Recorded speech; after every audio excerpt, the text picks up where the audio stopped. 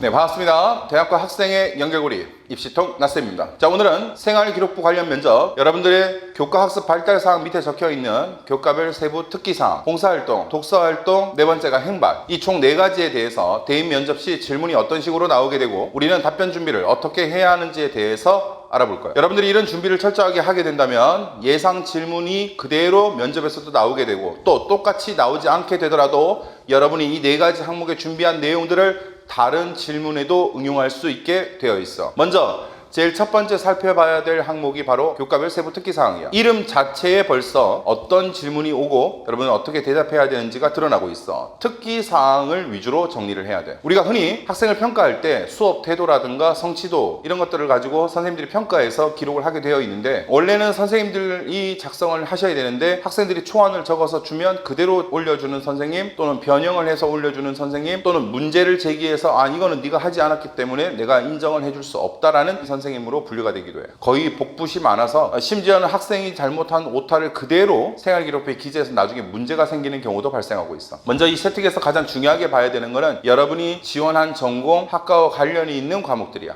이과에서는 아무래도 수학과학 위주가 되겠고 문과에서는 국어, 영어, 사회가 되겠지. 그리고 이런 크로스, 문과 교수님이 이과 질문을 하지 않고 이과 교수님이 문과 질문을 하지 않는 이유는 여러분에게 질문하기도 어렵고 이 생활기록부 상의 세특만 가지고 질문을 했다 하더라도 그 답변이 옳은 것인지 부족한지 판단하기도 어려울 뿐만 아니라 그에 대한 꼬리 질문을 하기도 어렵기 때문이야. 그래서 가장 우선적으로 봐야 될 것들은 여러분이 지원한 과와 관련이 있는 교과목에 그것도 키워드야. 어떤 단원명이 적혀 있거나 어떤 실험이 적혀 있거나 보고서가 적혀 있음으로써 또는 독서가 적혀 있음으로써 거기에 키워드가 있어. 예를 들어서 그래픽, 물리, 양자역학, 문과에서는 WTO, FTA, 관광 이런 용어들이 적혀 있기 때문에 그 키워드를 중심으로 해서 그에 대한 정의를 알고 있는지, 그리고 그 준비와 노력은 어떤 식으로 진행이 됐는지, 그리고 그걸 통해 무엇을 느끼고 배웠는지가 충족되도록 답변을 해야 돼. 자기만의 혼자만의 답변 세계에 빠져 있으면 안 되고, 질문자는 이 부분이 학생이 직접 한 것이 맞는지라는 사실성 검증을 하기 위해서 묻기도 하고, 관련 분야의 지식을 학생이 어느 정도 알고 있느냐에 따라서 전공 적합성의 점수를 부여하기 위해서 질문을 하는데 자기 혼자만의 세계에 빠져 있으면 안 되겠지. 그래서 키워드 중심으로 발표 연습을 하되 그것이 무엇인지, 그 과정과 노력에는 어떤 영향이 발휘가 되었고 나는 다른 수험생에 비해 어떤 자질과 역량을 갖추었으며 발전 가능성을 갖추고 있는지를 어필하는 답변이 돼야 돼. 물론 배우고 느낀 점이 추가로 붙으면 더 좋겠지. 간혹 예를 들어서 공대를 지원한 학생인데 국어 과목 세특에 진로와 관련된 독서 활동이라고 해서 이공계 키워드가 나오기도 해.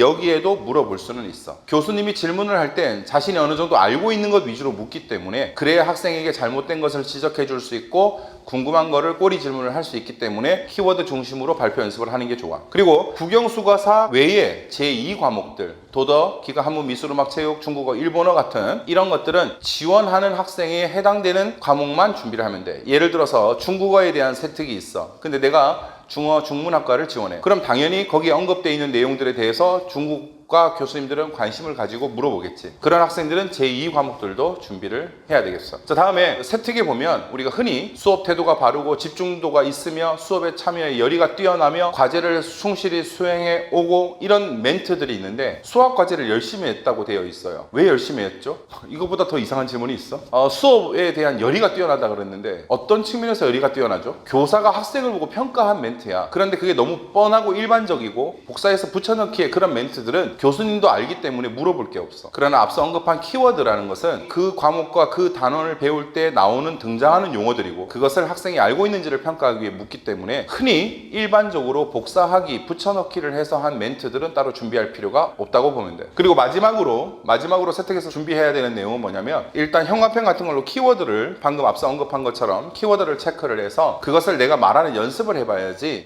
지원 동기, 가장 기억에 남는 봉사, 가장 기억에 남는 독서 이런 것처럼 하나를 픽해서 대본을 써보는 걸로 세특을 준비하면 준비해야 될 내용이 너무 많아. 고1, 고2, 고3 총 5학기에 전과목의 세특이 거의 다 기록되어 있기 때문에 형광펜으로 키워드만 체크를 해서 이 키워드를 교수님이 물었을 때 나는 어떤 거를 알고 있고 여기서 나는 어떤 역량을 드러낼 수 있고 무엇을 느끼고 배웠고 대학에 와서도 이런 것을 연계해서 어떻게 공부하겠다, 이런 식의 답변을 준비하는데 키워드만 체크를 해서 말하는 연습을 계속 해봐야 돼. 대본을 쓰게 되면 너무 방대한 양이 되고 그 활자를 틀리지 않고 그대로 외워서 답변을 하려고 하다 보면 중간에 암기력에 문제가 생겨 끊기게 되면 다음 내용으로 이어지지 않기 때문에 이런 세특은 대본을 써서 하는 것이 아니라 키워드를 체크해 놓고 그때그때 자기가 자기에게 질문을 던진 다음 말해보는 연습들이 필요하고 관련의 용어들을 찾아보거나 응용되는 분야를 찾아보는 정도의 검색은 필요해. 그 검색들도 정규권 학생들처럼 다 긁어가지고 다 외운다 이렇게 준비할 필요는 없어. 세특을 준비하는 과정에서 키워드의 용어가 어렵다면 검색을 해보고 한 번, 두 번 읽어봄으로써 여러분의 지식을 쌓는 것으로 그쳐야지 그것을 정독하면서 반복 학습을 할 필요는 없다는 거야. 세특 다음으로 여러분들이 살펴봐야 될 내용이 뭐냐면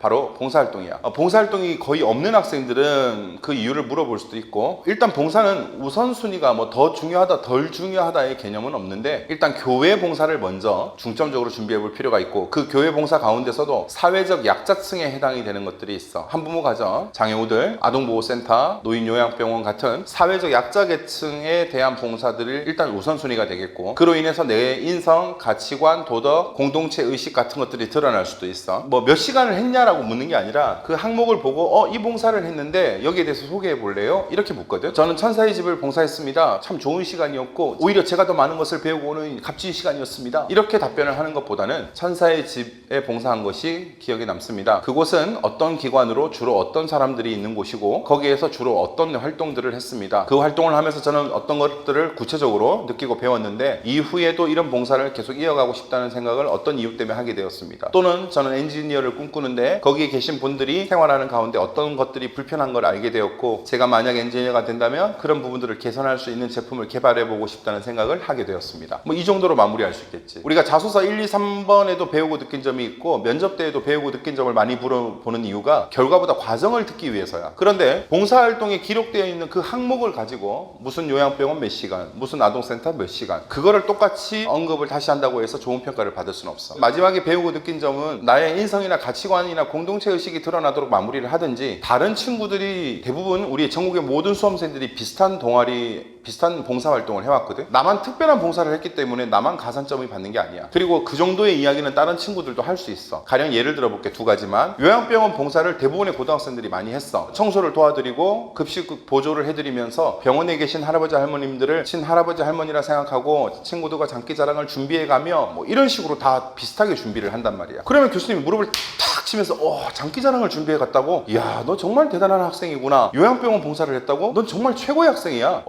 거기에 예를 들어서 내가 의학 계열을 꿈꾸는 친구야. 의대라든가 물치, 임상병리, 간호, 치위생 뭐 이런 의학 계열을 꿈꾸는 친구다. 그러면 내가 요양병원 봉사는 간단하게 설명을 한 다음에 거기에 계신 분들은 보니까 주로 어떤 질환들을 앓고 있는데 경제적인 이유 때문에 치료를 제때 받지 못하는 할아버지 할머니의 모습을 봤다라든지, 그렇기 때문에 국가 차원에서 노인 의료 복지의 정책을 더 추가해야 된다고 깨닫게 되었다라든지, 할아버지 할머니들이 아프신 이유가 다 각양각색인데 왜 일반식하고 환자식만 제공을 하는지 모르겠다. 어차피 뭐 수백 수천 명씩 계시는 곳이 아닌데 분류를 해서 당뇨병을 앓고 있는 분과 골절, 정형외과적 질환을 앓고 있는 분이 왜 급식이 같아야 되지? 일반적으로 병원에는 환자식과 일반식만 구분이 되어 있는데 그거를 저염식이라든지 그 다음에 고단백이라든지 이 정도만 분류를 해줘도 이분들이 약을 드시는 것 이상의 음식을 통해서 건강을 회복하는 데 도움이 될 거라고 생각했다. 이렇게 자신이 관심 있어 하는 분야가 어필될 수 있도록 하면 좋겠어. 예를 또 들어보면, 내가 장애인 센터를 봉사활동을 하기 전에는 몰랐는데 봉사활동을 하고 나니까 우리는 편리하게 이용하는 대중교통수단인 버스와 택시가 그들에게는 엄청난 이동의 불편함을 가져올 수 있고 대중교통이나 이동권 보장을 더 개선해야 한다는 걸 알게 되었다. 이런 부분들은 장애인 봉사를 하기 전에는 몰랐던 깨달음이 되거든. 그런 깨달음이 들어갈수록 좋은 답변이 되는 건데, 그냥 평범한 마무리를 가지고 그날 면접을 같이 보고 있는 같은 과를 지원한 다른 수험생에 비해 좋은 점수를 받기에는 미흡하다는 거죠. 교내 봉사도 물론 괜찮아. 교내 봉사도 괜찮은데 그냥 다 같이 한 청소 같은 환경미화 같은 활동 말고 6개월 1년 동안 급식 도우미를 했다라든지 쓰레기 분리수거 도우미를 했다라든지, 이런 부분들은 친구들의 쾌적한 학습 환경을 위해서 내가 희생한 거기 때문에 그런 부분들도 어필을 하면 좋겠지. 봉사활동 자체를 소개하기보다 그걸 통해 내가 얼마만큼 성숙하게 되었는지, 그런 활동들을 통해서 어떤 깨달음을 얻게 되었는지, 이런 부분들을 강조하는 것이 필요할 것 같아. 자, 다음에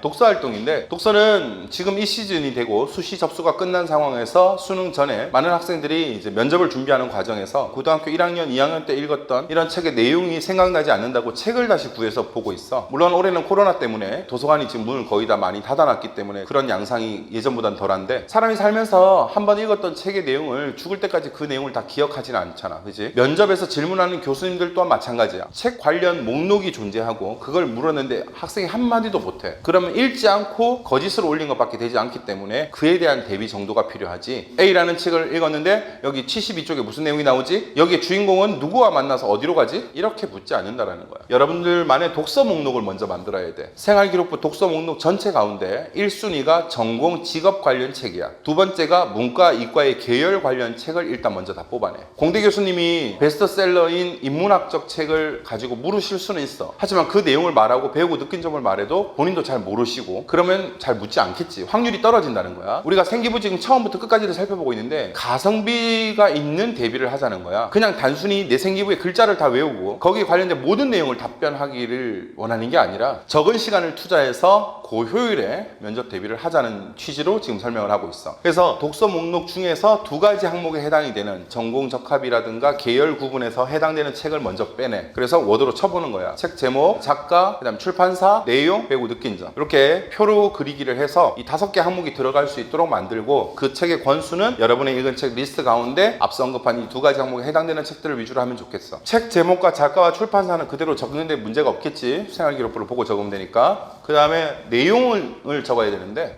그거는 인터넷을 가서 여러분이 읽었던 책을 검색해보면 블로그 또는 뭐 카페, 그 책에 대한 내용과 후기들을 참 잘 정리를 해놨어. 출판사 입장에서도 이 책의 전반적인 내용을 2줄, 3줄씩 정리를 해놨어. 말 그대로 A4에 10, 12 정도의 글자 크기로 갔을 때 2, 3줄을 넘지 않는 내용이어야 돼. 우리는 교수님들이 책을 왜 물어볼까를 알아야 돼. 이 책의 디테일한 내용들을 다 파악하기 위해서 물어보는 게 아니야. 책을 읽은 것이 맞는지, 그 책을 통해 어떤 지식과 능력을 키웠는지, 그만큼 책의 중요성을 알게 되었다면 대학에 와서 공부를 할 때도 책을 많이 읽어라, 뭐 이런 취지로 물어보는 건데, 우리는 너무 내용에 대해 꽂혀 있단 말이야. 책 제목, 작가, 출판사를 이야기하고 책 내용을 한 줄, 2줄로만 간단하게 이야기하는 건 인터넷을 통해서도 충분히 할 수 있어. 왜? 내가 읽은 책은 맞으니까. 그 이상의 내용이 길어지면 안 된다는 거야. 차라리 길어질 내용은 내용 한두 줄 다음에, 2, 3줄 다음에 여러분이 이 책을 통해 깨달은 점, 배우고 느낀 점, 다음에 전공에 대해서 지식을 알게 된 점, 꿈꾸는 직업에 대한 정보를 알게 된 점, 여러분의 이야기를 적어야 하는 거야. 특히 과학 관련 책들 같은 경우에 여러분들이 이제 물화생지랑 관련이 있기 때문에 많이 부담스러워하고, 면접을 갔더니 그 책을 쓰신 교수님이 앞에 앉아 있거나 그 교수님의 동료분이 바로 그 책의 저자이기도 한 경우가 많이 발생하고 있어. 그러면 아무래도 심리적으로 부담이 되고, 이 책의 내용을 잘못 얘기하면 큰일 나지 않을까, 이런 부담을 가지는데, 작가와 독자의 만남이야. 거기에서 막 디테일한 부분들을 꼬치꼬치 캐물어서 이 학생을 힘들게 하지는 않기 때문에 해당되는 내용에 대한 간단한 언급과 여러분이 그 책을 통해 배우고 느낀 점 정도를 정리하면 되겠어. 자, 마지막 항목으로 행동 발달 사항이야. 담임 교사가 여러분의 한 학기 또는 1년 동안에 여러분에 대한 평가를 기록하는 거야. 애살이 많은 선생님들은 인성, 지성, 배려, 협력 이렇게 항목을 가로로 적어서 거기에 해당되는 내용들을 하나하나 기록해 주시는 선생님들도 계시고, 정말 총평으로 전체적으로 이 아이에 대한 평가를 적어주시는 선생님도 계시고, 아주 극히 소수지만 대인관계가 원만하지 못하고 교우관계가 안 좋으며 선생님의 지시사항을 잘 따르지 않으며 막 이렇게 악담을 적어놓은 선생님들도 계셨어. 그런 경우에는 교수님의 행발을 발견하기 전에 여러분이 그런 에피소드, 힘들고 어려웠던 점, 학교생활 가운데 어떤 갈등의 사례, 이런 걸 통해서 그걸 미리 어필하는 것도 필요할 거야. 행발은 아까 말했듯이 담임선생님이 여러분에 대한 종합적 평가를 하는 것이기 때문에 복붙, 세특할 때 했던 복붙에 해당되는 내용들은 거의 물어보잖아. 하지만 예를 들어볼게.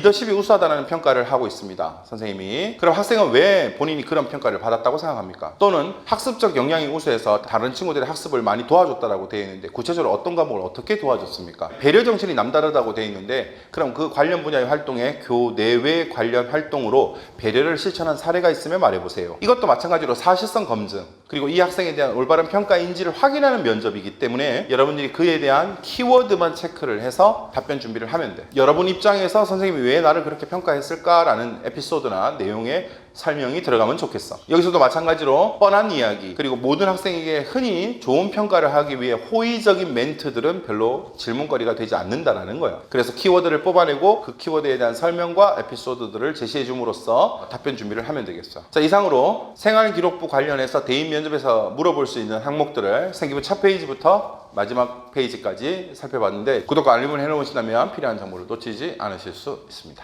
시청해 주셔서 감사합니다.